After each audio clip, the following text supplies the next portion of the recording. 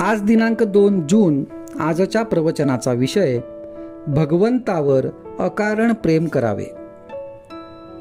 खरोखर जगात आणि लौकिकात आपण अडाणी राहिलो तर काही वाईट नाही. भगवंताच्या मार्गामध्ये त्याचा फायदाच होईल.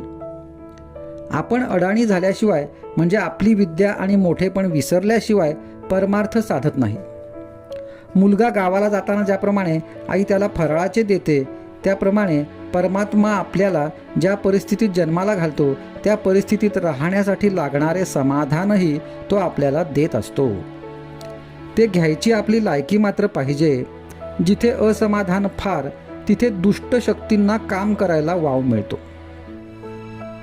याच्या उलट जिथे खरे समाधान आहे तिथे चांगल्या शक्ती मदत करतात. आपण नामाला चिकटून राहिलो तर बाहेरची वाईट परिस्थिती बाधणार नाही. देहाचा मनाशी संबंध आहे आणि मनाचा हृदयाशी संबंध आहे.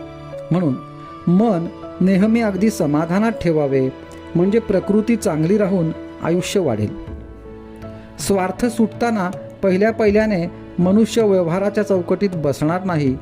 जो येईल त्याला तो आपलाच म्हणेल, पण परमार्थ मुरला की तो व्यवहार बरोबर करून शिवाय निस्वार्थी राहील.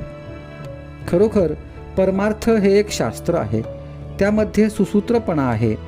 व्यवहार न सोडावा, पण विषयाकडे गुंतणारी आपली वृत्ती भगवंताच्या आड येते, म्हणून तिला भगवंताकडे गुंतवावे.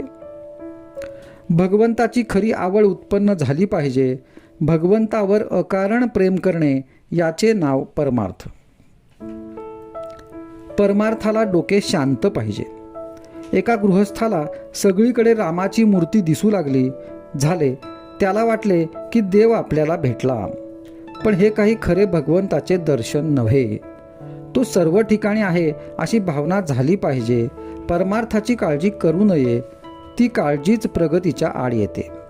वय वाढू लागले की आपले सर्व अवयव जसे प्रमाणात आपोआप वाढतात, तसेच परमार्थाला लागणाऱ्या गुणांचे आहे. आपण साधन करीत असताना आपली प्रगती किती झाली हे सारखे पाहू नये. समजा आपण आपल्या परसात एक झाड लावले आणि ते किती वाढले हे पाहण्यासाठी रोज त्याच्या मुळ्या उपटून आपण जर पाहू लागलो तर ते झाड वाढेल का? अगदी तसेच परमार्थाच्या प्रगतीचे आहे.